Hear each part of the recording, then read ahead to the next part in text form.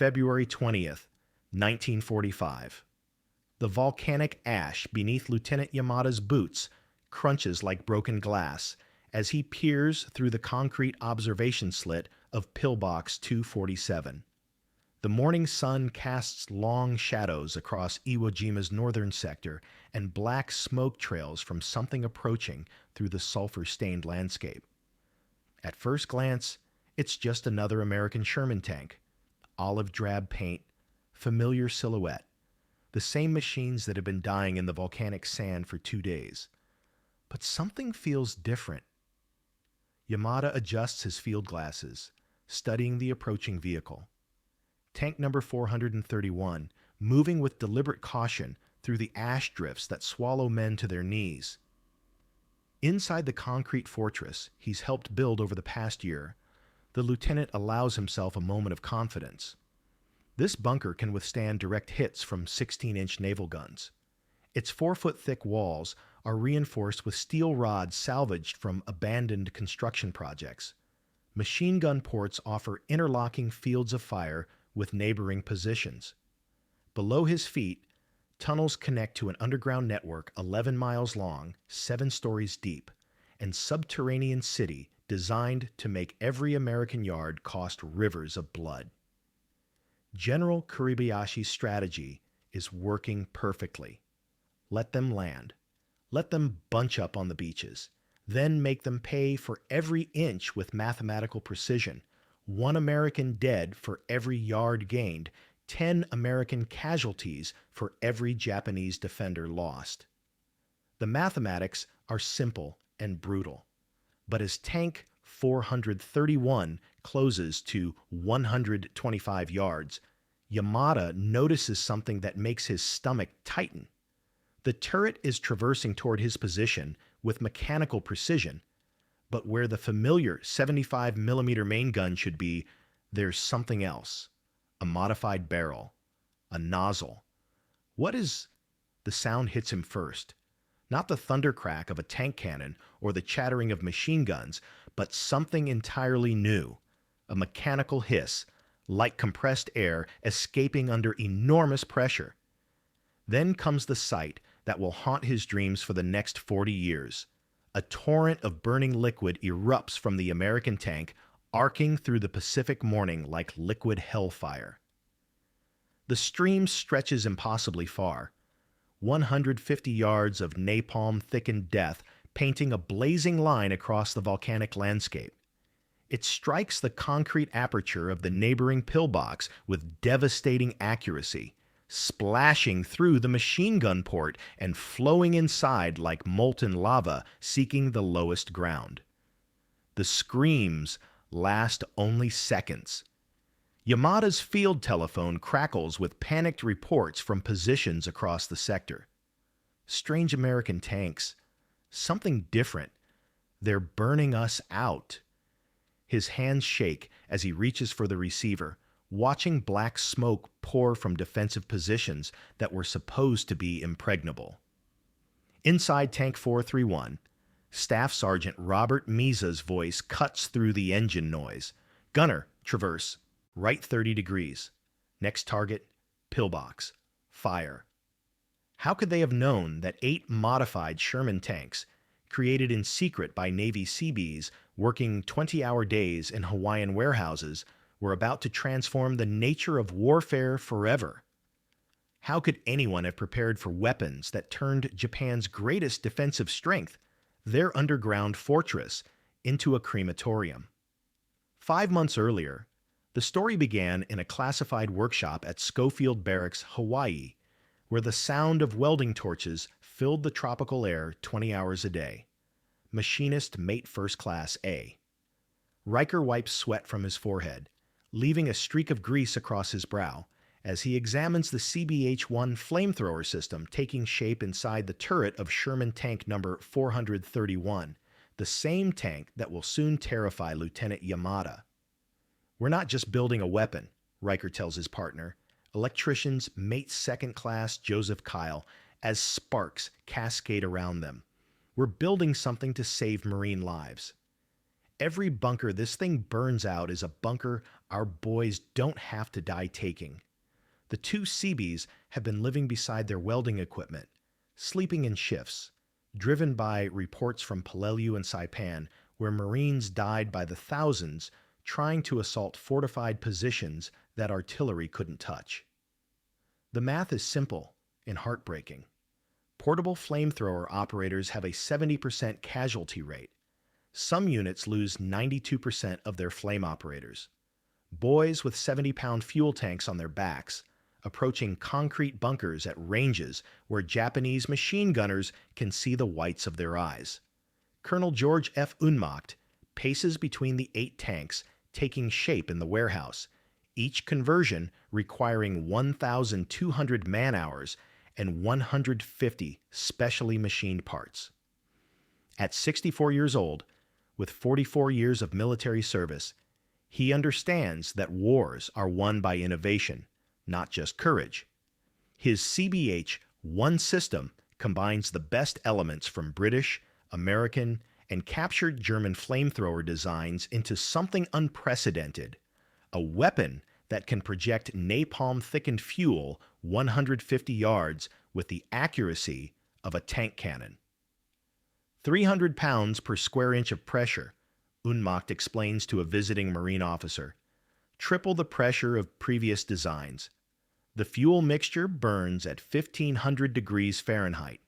Most critically, it can traverse 270 degrees and elevate from -10 to +35 degrees through the tank's existing fire control systems. But the real innovation is psychological. These tanks look identical to regular Shermans until the moment they open fire. No special markings, no indication of their terrible purpose.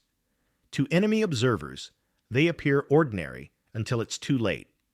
Meanwhile, 8,000 miles away, General Tadamichi Kuribayashi stands in the command bunker beneath Hill 382, studying maps marked with precise defensive calculations.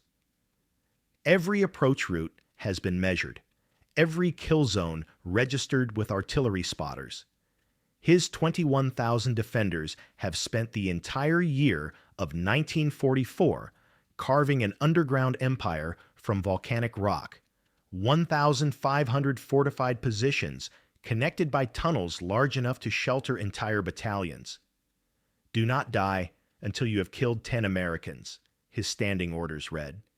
Every soldier will maintain position until overrun, then fight with grenades, bayonets, and finally bare hands. The general's mathematics are elegant in their brutality. 21,000 defenders multiplied by 10 American casualties each equals 210,000 enemy losses, far more than the entire invasion force. The Americans may take Iwo Jima, but the cost will be so catastrophic they'll abandon their plans to invade the Japanese homeland. Japanese intelligence reports have analyzed every American weapon system. They know about portable flamethrowers, dangerous to the operators, limited in range, vulnerable to concentrated small arms fire. Special training emphasizes anti-flamethrower tactics.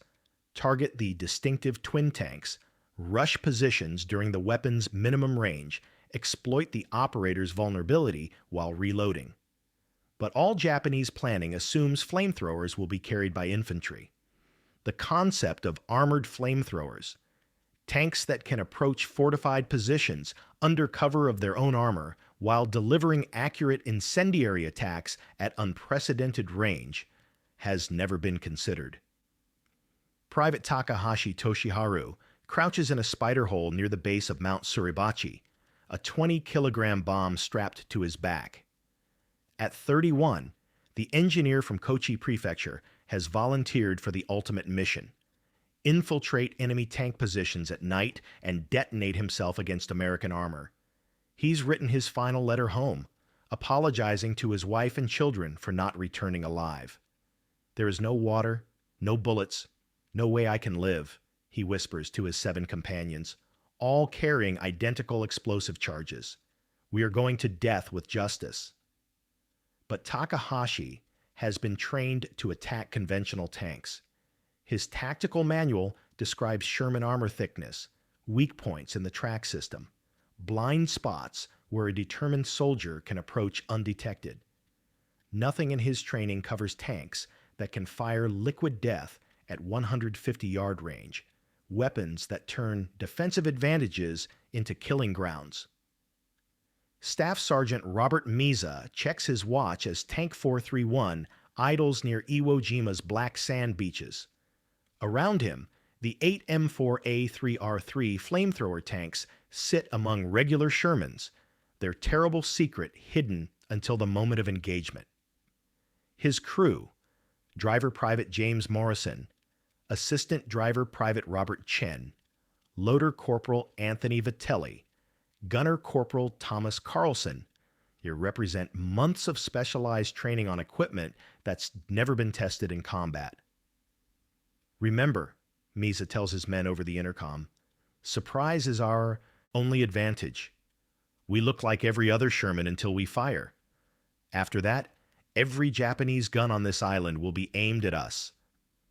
Through his periscope, he can see Marines dying by the hundreds, trying to advance against invisible Japanese positions. Conventional tactics are failing catastrophically. Naval gunfire can't penetrate bunkers buried under 10 feet of volcanic rock. Artillery shells explode harmlessly against positions designed to withstand direct hits from battleship guns. The first day's casualties are staggering. 2,420 Marines killed or wounded for less than 700 yards of territory gained. But what if 8 tanks could change everything? At exactly 1420 hours on February the 20th, 1945, the sound that would echo through military history forever breaks the volcanic silence of Iwo Jima's northern sector. Inside Tank 431, Staff Sergeant Meza's voice cuts through the engine noise with mechanical precision. Gunner, flamethrower. Pillbox, fire. Corporal Thomas Carlson's finger finds the trigger, and the CBH-1 system erupts with a sound witnesses will later describe as the devil's own blowtorch. The compressed nitrogen system, operating at 300 pounds per square inch, propels a stream of napalm-thickened fuel oil in a perfect arc through the Pacific morning. The burning liquid strikes the concrete pillbox aperture with devastating accuracy, splashing through the machine gun port and flowing inside like molten lava, seeking every corner, every hiding place. Lieutenant Yamada watches in paralyzed horror from his observation position 200 yards away. The temperatures inside the neighboring bunker soar past 1,500 degrees Fahrenheit in seconds. The oxygen is consumed so rapidly that Japanese soldiers suffocate before the flames reach them. Those who survive the initial blast attempt to flee through rear exits, only to discover that liquid fire has flowed through ventilation shafts, turning their carefully constructed fortress into a crematorium. "My God," whispers Private Morrison, the tank's driver, as screams cut through the morning air, brief, terrible sounds that end almost as quickly as they begin. But there's no time for reflection. Japanese anti-tank guns have identified the threat, and a 47mm shell strikes Tank 431's frontal armor with a sound like the world's largest hammer hitting an anvil. The tank shudders, steel ringing against steel, but the shot ricochets skyward. The Sherman's armor holds. "Traverse right 30 degrees, Meza orders, his voice steady despite the chaos erupting around them. Second pillbox. Continuous fire. Carlson triggers another burst, maintaining the flame for 15 agonizing seconds until black smoke billows from every aperture of the fortification. Through the smoke and sulfur fumes, they can see Japanese soldiers emerging from positions, not in organized retreat, but in panicked flight. Something no American has witnessed in 3 years of Pacific warfare. "They're running," Chen reports from his position at the bow machine gun, disbelief clear in his voice. "They're actually running away." Radio chatter explodes across Marine communications networks as reports flood in from across the front. Flame tanks operational. Japanese positions neutralized. Enemy abandoning fortifications without direct assault. Tank number 434, supporting the 23rd Marines near the East Boat Basin, has developed what Crew Commander Sergeant William Patterson calls corkscrew and burn tactics, approaching in a spiral pattern to avoid anti-tank fire while maintaining continuous flame suppression. In one afternoon, his tank destroys 4 fortified positions that had stopped an entire battalion's advance for 2 days. But it's Tank 432's demonstration near Mount Suribachi that reveals the weapon's true psychological impact. Patterson orders his driver to stop 100 yards from a complex of interconnected caves where dozens of Japanese soldiers watch from the darkness. Through his periscope, Patterson can see their eyes reflecting like animals caught in headlights. He triggers a short burst of flame into the air, not at enemy positions, but skyward as a demonstration of what could happen. The effect is instantaneous and unprecedented. Japanese soldiers begin fleeing from rear exits, abandoning positions they've been ordered to defend to the death. These are men who have survived the Sino-Japanese War, who have been trained from childhood that death before dishonor is the warrior's only choice, yet they're running from the threat of burning alive. Marine riflemen, positioned to exploit exactly this moment, are so surprised they initially fail to fire on the retreating enemy. In 30 minutes, an entire defensive sector collapses without the tank firing a shot directly at enemy positions. Private Takahashi Toshiharu, crouched in his spider hole with the suicide bomb strapped to his back, watches Tank 437 approach his position. His tactical manual has prepared him for this moment. Wait for the tank to close within 10 meters, then rush forward with the explosive charge. Simple mathematics. 1 Japanese life for 1 American tank. But as the Sherman closes to 50 meters, something impossible happens. The turret traverses toward a bunker 80 yards to Takahashi's left, and liquid fire erupts from where the main gun should be. The napalm stream arcs through the air like a flaming river, striking the bunker and flowing through every opening. The screams that follow are unlike anything in his experience, not the quick death of bullets or shrapnel, but the prolonged agony of men being burned alive in their own fortress. The enemy was burned out with a flamethrower, he will later write in his journal. The flame is dark with black smoke. I could not see even an inch ahead. Because the first tank was done, the enemy must have been angry. The second tank is headed for us and shoots with a cannon, and dashing with a machine gun, awesome. Tank 437 closes within 30 meters, close enough that Takahashi can see the crew commander's periscope tracking back and forth, searching for targets. This is his moment, the distance his training manual specified for a successful suicide attack. But as he prepares to rise from his concealment, the tank's turret swings 180 degrees and fires directly behind itself, incinerating a squad of Japanese soldiers who were attempting their own suicide charge. The tactical revolution is complete. Unlike conventional tanks that can only fire forward, the CBH-1's full traverse capability allows it to engage targets in any direction. The weapon that was supposed to have limited fields of fire can now create a complete circle of death around itself. Takahashi remains frozen in his spider hole as the tank passes overhead, the weight of 35 tons compressing the volcanic ash around his hiding place. Through the ground, he can feel the vibrations of the Sherman's tracks, the rumble of its engine, the mechanical sounds of a machine that has just redefined warfare. There are strange things and miracles in the world, he writes. It is a miracle that I am now writing such things at a time like this. It is surprising.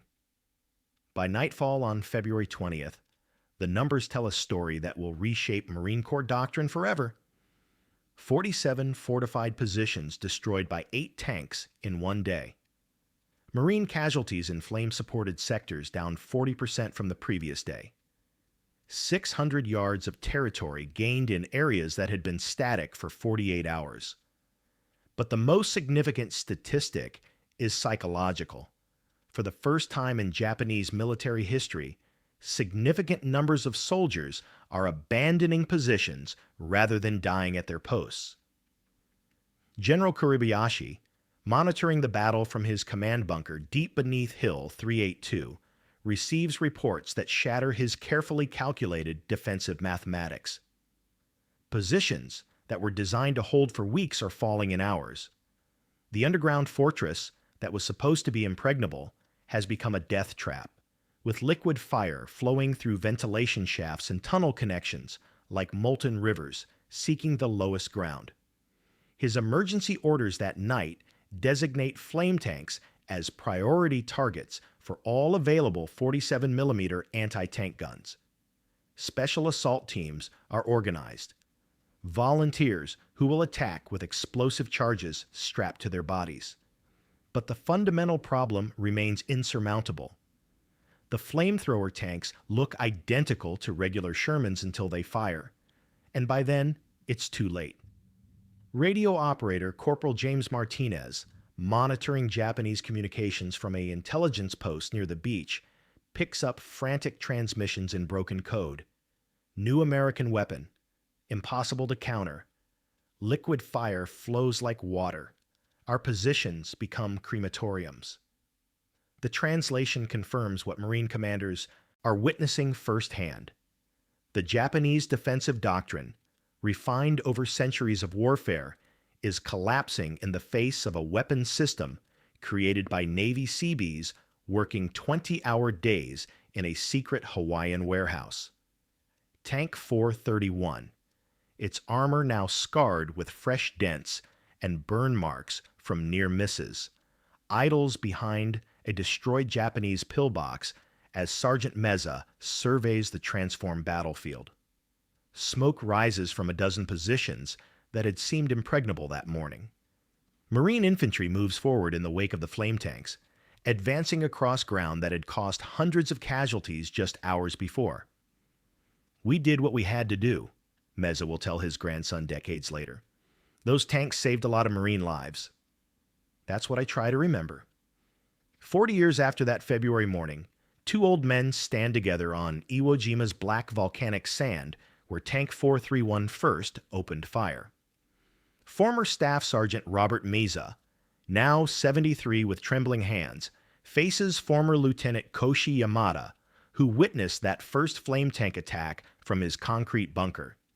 "I hated you for 40 years, Yamada says through an interpreter, his voice barely audible above the Pacific wind. "The flame tanks killed my friends in ways I cannot forget. But I understand now. War makes monsters of us all. You did what you had to do, as did we." Meza responds simply, "We were all just boys trying to survive." I'm glad we both lived to stand here today. The 2 warriors embrace as Mount Suribachi rises behind them, the volcanic peak where Marines raised the flag on the same day Tank 431 pioneered a new form of warfare. Their reconciliation represents more than personal healing. It acknowledges the transformation that 8 modified Sherman tanks created in military history. The statistics remain staggering even by modern standards. Those 8 flamethrower tanks, consuming 360,000 gallons of napalm-thickened fuel over 36 days of combat, destroyed over 1,000 fortified positions and reduced American casualties by an estimated 5,000 men. They had broken the deadlock of what could have been a months-long siege, proving that technological innovation could overcome even the most fanatical human resistance. But the personal cost haunted everyone involved. Tank crews reported severe psychological trauma from their role in what witnesses described as industrial-scale incineration. Corporal Thomas Carlson, the gunner who fired that first shot, testified years later. You could hear them screaming when the flame hit. Not for long, but you heard it. Sometimes at night, I still hear it. We did what we had to do, but I'll never forget the smell. Burning flesh mixed with sulfur from the volcanic rock. The revolution extended far beyond Iwo Jima. The Marine Corps immediately requested 54 additional flamethrower tanks for future operations. Colonel George Unmacht's team at Schofield Barracks, working with AAA priority, the same, level assigned to the Manhattan Project, developed the improved CBH-2 model. By June 1945, 70 new flame tanks were ready for Operation Downfall, the planned invasion of Japan. The weapon that began as a last-minute improvisation became standard equipment throughout the Pacific. During the Battle of Okinawa, Army flame tanks consumed 200,000 gallons of fuel mixture, proving equally effective against Japanese cave complexes. The CBS who created these machines, machinist mate Riker and electricians mate Kyle, returned to civilian life after the war, their names forgotten except in obscure technical reports, yet their innovation had saved thousands of American lives. General Kuribayashi's final assessment, transmitted just before his death in late March 1945, proved remarkably prescient. The Americans have not just defeated us with superior numbers or firepower. They have defeated us with superior imagination, turning our greatest strength, our underground fortifications, into death traps. Future wars will belong to nations that can imagine new forms of warfare, not those who perfect old ones. His prediction echoes through today's military thinking, where technological innovation continues to defeat traditional tactics. From precision-guided munitions to cyber warfare, the principle remains constant. Imagination triumphs over convention. Adaptation overcomes entrenchment.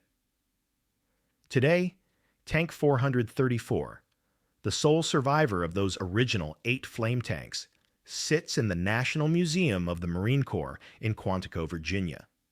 Its scarred armor tells the story of volcanic rock and shell impacts, of a weapon that changed warfare forever. The small plaque notes specifications and battle history, but cannot convey the sound of compressed nitrogen releasing, the sight of liquid fire arcing through Pacific mornings, or the transformation of underground fortresses into crematoriums. Veterans often pause longest before this exhibit, some saluting, others staring in silent remembrance. School children ask their uncomfortable questions. Why would anyone create such a horrible weapon? The answer lies not in glorification of war, but in recognition of war's terrible necessities, and the courage of young men who wielded these machines to save their brothers' lives. The last reunion of Iwo Jima flame tank veterans was held in 2015, attended by only 3 crew members, all in their 90s. They gathered at the museum, sharing memories with historians desperate to preserve first-hand accounts before they were lost forever. The age of the warrior had ended in flames on a volcanic island in the Pacific. The age of technological warfare had begun, echoing still in every conflict where innovation meets desperation, where the marriage of American industrial might and battlefield necessity transforms the impossible into the inevitable.